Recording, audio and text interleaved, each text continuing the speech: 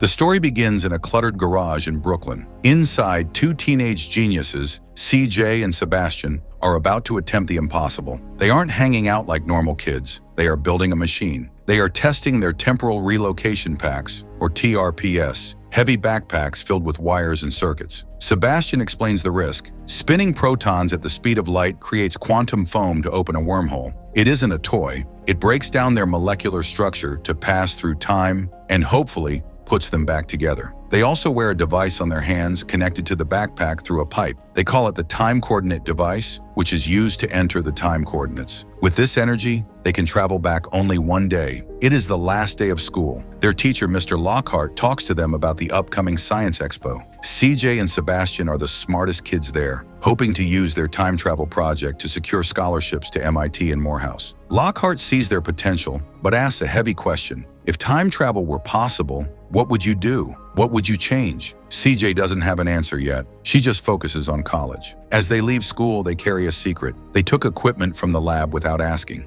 Outside, they meet their friend Eduardo, who invites them to Puerto Rico for the summer. But CJ refuses. She is focused solely on the expo. As they walk home, the harsh reality of their neighborhood sets in. Standing outside a store is CJ's ex-boyfriend Jared, a known troublemaker. He spots CJ and starts bothering her, demanding to know what is in her bag. CJ tries to ignore him, but Jared persists. He insults her and lies about their past relationship in front of everyone. CJ, who has a short temper and hates disrespect, snaps. She attacks Jared, and an ugly, messy fight breaks out on the street. That is when CJ's older brother Calvin steps in. Calvin is different. He is working a regular job and trying to be responsible. He rushes over to protect his little sister, yelling at Jared and breaking up the fight. However, Calvin is also angry at CJ. He pulls her aside and scolds her, telling her she acts like a hood rat when she fights in the street. The comment hurts CJ deeply. She argues back, insisting she isn't a hood rat, and the argument gets loud. Suddenly, a police car pulls up. Two officers step out, aggressive and immediate in their assumptions. Seeing the scene, they demand IDs. Calvin tries to de-escalate the situation, telling them,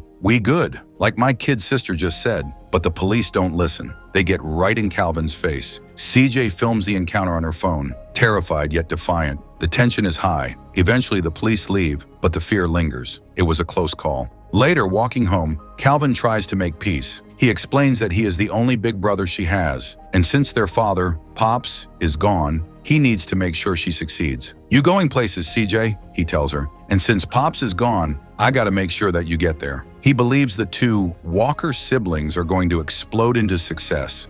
He shows her their father's military dog tags, joking that she can only have them over my dead body. It is a joke, but it feels heavy. That night, CJ works on her time machine, driven by ambition. But outside, the world is turning darker. The news covers protests for Francis Pierre, a boy killed by police, leaving the neighborhood angry and sad. Then July 4th arrives. It is supposed to be a celebration, but for CJ's family, it becomes a nightmare.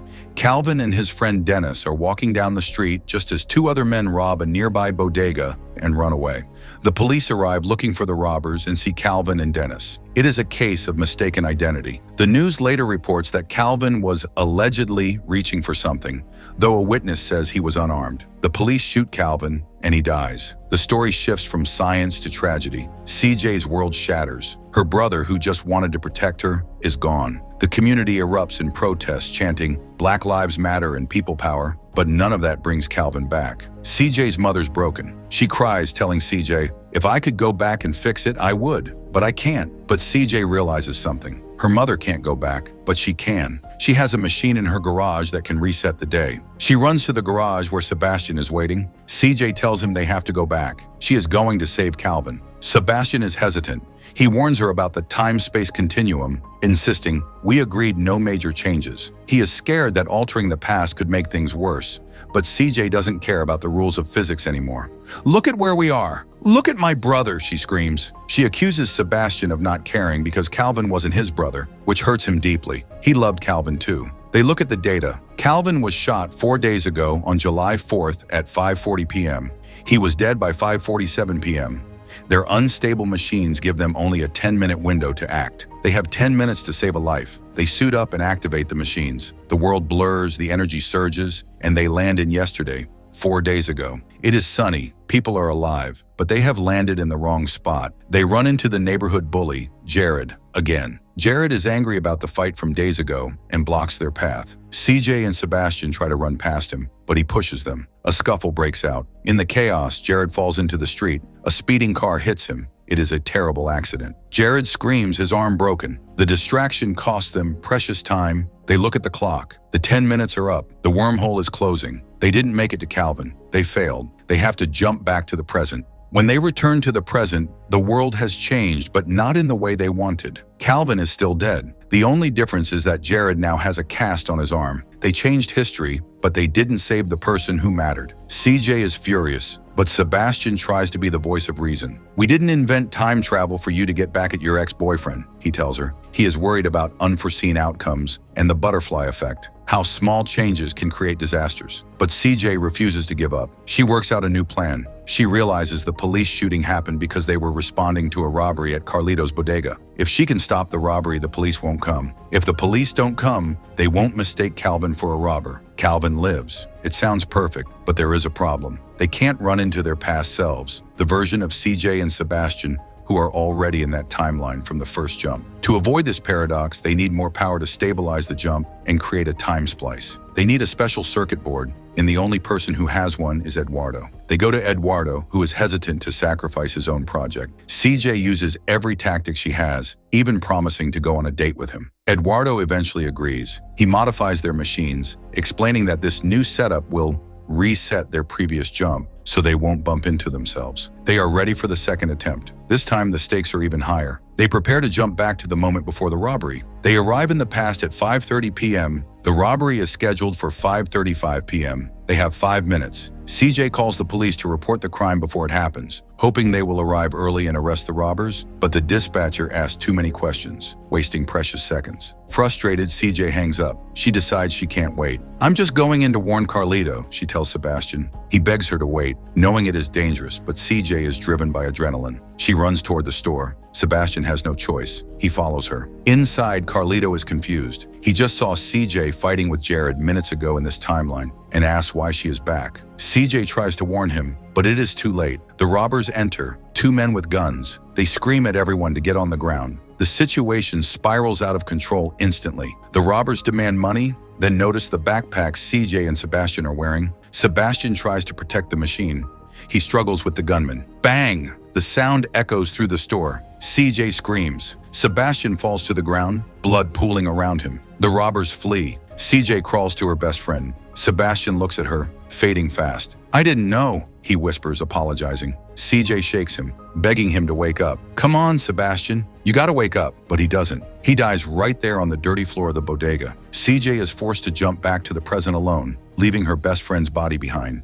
The story returns to the present, but it is a new, darker reality. A funeral is taking place. The pastor stands at the pulpit and speaks the name Sebastian Jefferson Thomas. Sebastian was only 16, a boy with dreams of being a scientist. Now he is gone. CJ sits in the pew, numb. She tried to save one life and ended up losing the only person who understood her. Her mother tries to comfort her, saying, "We still have each other," unaware of the crushing guilt CJ carries. CJ goes to her room broken, but then the door opens. In walks Calvin. He is alive. Because the robbery was interrupted, the police never mistook him for the robber. Calvin survived, but the cost was Sebastian's life. Calvin stands there holding the funeral program, confused. He has found CJ's notes. "Explain to me what's going on," he demands, "'cause ain't nothing been right around here since Sebastian got murdered." He tells CJ he feels survivor's guilt, like he is the one who should be dead. CJ admits the truth about the time machine. At first, Calvin thinks she is crazy, but soon realizes she is serious. He warns her, "I don't think it's a good idea for you to do anything right now," and threatens to destroy the machines. But CJ cannot accept this trade. She looks him in the eye and says, "I know how to fix this now." Calvin asks how she plans to do that without getting them both killed. CJ realizes the hard truth. She needs help. The machine is damaged, and Sebastian was the one who knew how to fix it. She can't do it alone. She needs a new partner. CJ goes to Eduardo's house in the middle of the night, bringing Calvin with her. Eduardo is shocked to see them. He is mourning Sebastian too. You brought your brother to my house, he asks, but CJ tells him everything. She explains that Sebastian is dead because of a mistake in the timeline, but they can save him. Eduardo, a genius himself, listens. He admits it is stupid crazy, but he agrees to help. He examines the broken TRP. He claims he can fix it using quantum circuit boards to create an individual time splice. This will allow CJ to go back to that fatal moment, rescue Sebastian, and reset the timeline so Sebastian never even knows he died. CJ prepares for the final, desperate jump. She tells Eduardo, "You'll never forget this." He replies, "Yes, you will." Remember, none of this happened? Eduardo gives his final instructions. Go back, tell Sebastian exactly what happened. Try to get to us before we hit Malcolm X Court, and then bolt out of there. He warns her to stay far away from the bodega. Calvin is there too, scared for his little sister. He hands her his dog tags, the real ones this time. "Just be safe, Claudette," he says. "I don't want nothing to happen to you." CJ takes a deep breath. "I'll see you yesterday," she says. She activates the machine. The world warps, the lights flash, and suddenly she is back. She is back in the past, moments before the chaos begins. The street sounds are familiar. Domino players shouting, vendors yelling. It is the same day repeating again. CJ moves fast, knowing exactly where she needs to be. She has to intercept her brother and her past self before they make the mistake of going into the bodega. She runs through the streets and spots Calvin and Dennis walking just moments before the police arrive. She also sees her past self and the past Sebastian walking toward the danger. "Calvin! Calvin!" she screams, grabbing them frantically. The past versions of Calvin and Dennis are confused, seeing CJ dressed in strange time travel gear. Dennis laughs, asking if they are Space Odyssey wannabes, but CJ doesn't have time for jokes. She pulls out the funeral program from her pocket, the one with Calvin's face fading in and out of existence, and shows it to him. Calvin is terrified. "This shit's supposed to be funny?" Desperate, CJ pulls out the dog tags Calvin gave her in the future. "Remember these? You said, 'Over my dead body?' That's how I got these." Calvin checks his own neck. He is wearing his tags. He looks at the ones in CJ's hand. Two identical sets exist in the same moment. The impossible reality hits him. Just then, sirens wail. The police are coming. CJ tries to push them into an alleyway, but time is stubborn. The police car screeches to a halt, and the same aggressive officers jump out. "Don't touch your pockets. Keep your mouth shut." CJ tries to intervene, but they scream at her to stop. The tension breaks. Calvin is nervous. Dennis is scared. This is the exact moment Calvin died in the first timeline. CJ throws herself between the police and her brother, screaming, "He didn't do anything!" In the chaos, she grabs the confused past version of Sebastian to protect him from the fate she saw in the last timeline. "Sebastian!" she screams. The scene cuts to black. The story shifts back to the garage. CJ is there, and Sebastian is alive, but he is angry. He shouts at her, "Why didn't we stick to the plan and stop the robbers at the bodega?" He looks at her clothes and realizes they are different. Being a genius, he figures it out instantly. "How many times have you jumped back, CJ?" CJ lies and says, "Once," but Sebastian presses her. "We had a surefire plan. Why?" CJ breaks down, looking at the best friend who died in her arms in another life. "Because you died, Sebastian." Silence fills the garage. Sebastian is stunned.